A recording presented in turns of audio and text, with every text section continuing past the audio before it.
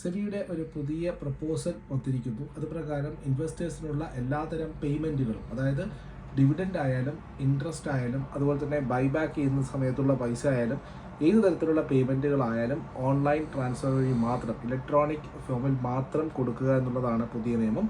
അതായത് ഇപ്പോഴത്തെ നിയമപ്രകാരം 1500 രൂപയ്ക്ക് മുകളിലാണ് ഇത്തരത്തിലുള്ള പേയ്മെൻ്റ് എങ്കിൽ നിങ്ങൾ ഇലക്ട്രോണിക് ട്രാൻസ്ഫർ ഫെയിൽ ചെയ്യുകയാണെങ്കിൽ കമ്പനികൾക്ക് അവർക്ക് ഷെയറുകളോ വാറണ്ടുകളോ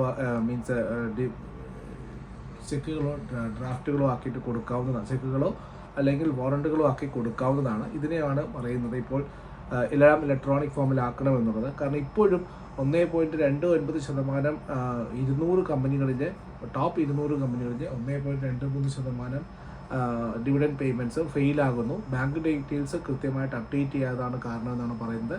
സെബിയുടെ ഈ തീരുമാനം വരുന്നതോടുകൂടി ഇൻവെസ്റ്റേഴ്സിനുള്ള പേയ്മെൻ്റ് ഒക്കെ തന്നെ ബാങ്കുകളിൽ കൂടി മാത്രമായിരിക്കും.